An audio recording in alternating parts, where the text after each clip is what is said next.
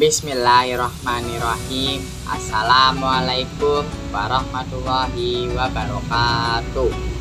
Saya Ilham Ahmad Habibi dari kelas 10-4. Di sini saya akan membahas bab 5 tentang meneladani peran ulama penyebar ajaran Islam di Indonesia. Masuknya ajaran Islam di Indonesia. Yang pertama ada teori Gujarat oleh Profesor Dr. C. Snodhusgronje. Snodhusgronje berkeyakinan bahwa tidak mungkin Islam masuk ke Indonesia langsung berasal Arabia tanpa melalui ajaran tasawuf yang berkembang di Gujarat, India. Wilayah Samudra Pasai merupakan daerah pertama penerapan ajaran agama Islam, yakni pada abad ke-13 Masehi. Yang kedua, teori Mekah oleh Profesor Dr. Buya Hamka menyatakan bahwa Islam masuk ke Indonesia pada abad ke-7 Masehi. Yang ketiga, teori Persia oleh Dr. Hussein Jajaningrat menyatakan bahwa Islam masuk ke Indonesia berasal dari Persia dan bermazhab Syiah. Yang kelima, teori Cina oleh Profesor Dr. Slamet Muljana menyatakan bahwa Sultan Demak dan Wali Songo merupakan keturunan Cina.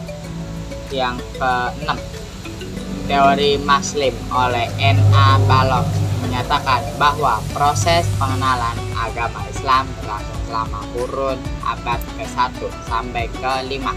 Fase berikutnya adalah pengembangan agama Islam terjadi mulai abad ke-6 sampai ke pelosok Indonesia. Perkembangan Kesultanan di Indonesia. Masa perkembangan agama Islam adalah membangun kesultanan sebagai bentuk kekuasaan politik diawali pada abad ke-11 Masehi. Tokoh penyebar ajaran Islam di Indonesia. Yang pertama, Sultan Malik Al-Soleh 1267 sampai 1297 Masehi. Murah Saud atau Sultan Malik Al-Soleh merupakan pendiri dan raja pertama Samudra Pasai, berdiri pada tahun 1267 Masehi. Yang kedua, Sultan Ahmad 1376 sampai 1348 Masehi. Beliau merupakan Sultan Samudra Pasai yang ketiga, bergelar Sultan Malik atau Atatürk II. Yang ketiga, Sultan Alauddin Syayad Shah 1538 sampai 1571 Masehi. Beliau merupakan Sultan Aceh ketiga yang terkenal sebagai peletak dasar-dasar kejayaan Kesultanan Aceh. Yang keempat, Wali Songo 1404 sampai 1546 Masehi. Wali Songo merupakan 9 wali atau sunan. Yang pertama, Sultan Malik atau yang dikenal dengan Sunan Gresik.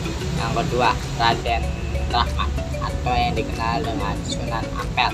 Yang ketiga, Maulana Mahmud Ibrahim atau yang dikenal dengan Sunan Bonang. Yang keempat, Raden Paku atau yang dikenal dengan Sunan Giri. Yang kelima, Saifuddin atau yang dikenal dengan Sunan Derajat. Yang keenam, Raden Masyahid atau yang dikenal dengan Sunan Kalijaga. Yang ketujuh, Jafar Shodiq atau yang dikenal dengan Sunan Kudus. Yang ke-8, Raden Umar Said atau yang dikenal dengan Sunan Muria. Yang ke-9, Syarif Hidayatullah atau yang dikenal dengan Sunan Gunung Jati. Alauddin. Sultan Alauddin nama aslinya adalah Imangrangi Daeng Manropia. Dinobatkan sebagai Raja Gawa pada usia 7 tahun. Datuk Tunggang Parang. Datuk Tunggang Parang atau Habib Tasim bin Musaud bin Abdullah bin Yahya merupakan seorang ulama Minangkabau yang berdakwah di Kutai Kertanegara, Sultan Zainas Abidin. Beliau memerintahkan Kesultanan Ternate pada kurun waktu 1486 sampai 1500 Masehi. Ulama-ulama di Indonesia yang pertama, Nuruddin Araniri, asal dari Aceh, karyanya Surat Al-Mustafid, bidang ilmunya fikih. Yang kedua, Abdul Rauf As-Sintili, berasal dari Aceh, karyanya Terjemahan Al-Mustafid, bidang ilmu tafsir, fikih, muamalah. Yang ketiga, Muhammad Arsyad Al-Banjar, berasal dari Banjarmasin, karyanya Sabel Al-Muqtadin, bidang ilmunya fikih. Yang keempat, Abdullah Mahfuz Al-Termasi, berasal dari Termasi, Jawa Barat, karyanya Minhaj Zaud Ad-Mazhar, bidang ilmunya Ulumul Hadis. Yang kelima, Muhammad Saud bin Umar Al-Samaroni, karyanya Masmu'at Al-Syari'ah, bidang ilmunya fikih dan tasawuf serta tafsir. Keteladanan para ulama penyebar agama Islam di Indonesia. Hidup sederhana. Para ulama penyebar Islam di Indonesia hidup secara sederhana dan bersahaja. Meskipun hartanya melimpah, mereka menyudahakan semuanya harta dengan terlebih dahulu mengambil secukupnya untuk kebutuhan pokok mereka. Gigih dan berjuang.